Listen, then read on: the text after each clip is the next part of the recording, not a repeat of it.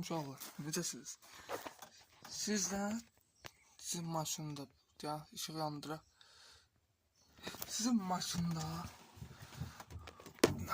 size göstərəm.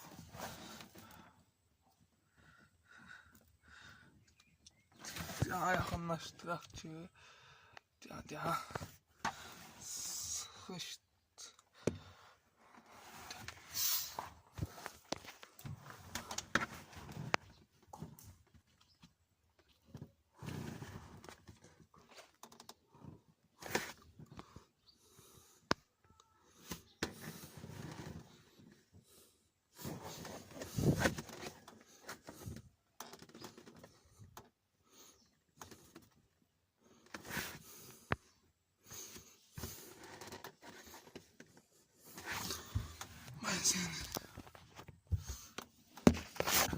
Ya, montaya koyalım.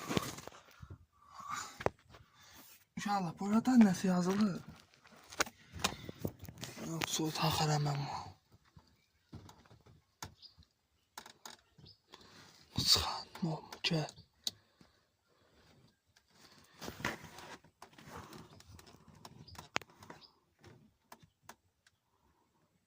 Ola Flovya'da.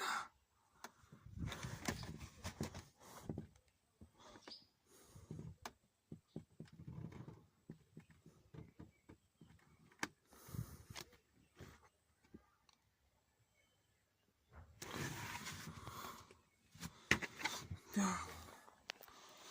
Hamile. Uşaqlar, göstərəcəm. Allah, burada nəsə yazırlar. Bax, burada yazılırsa, bax bizim maşında var. Bizim maşında var.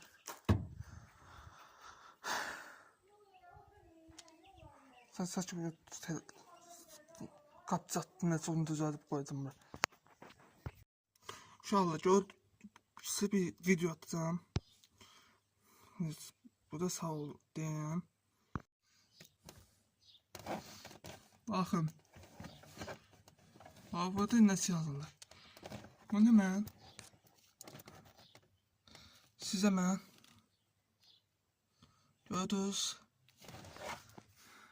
Gördünüz var.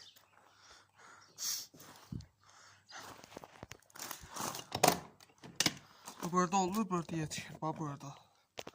Burada yetişir, bak bu krestoğun burasında. Var demek. Foto. Ne oldu etti? Bizim de bez kaskalı. Sadece kapılarda kaskı değil. Kapının bak.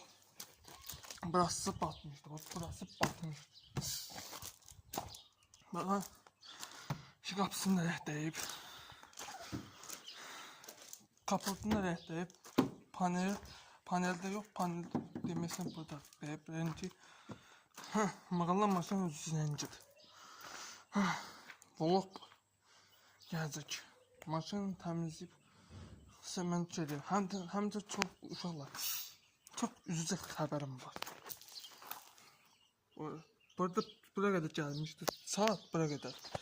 Ya bak buraya kadar gelmişti. Saat bak buradan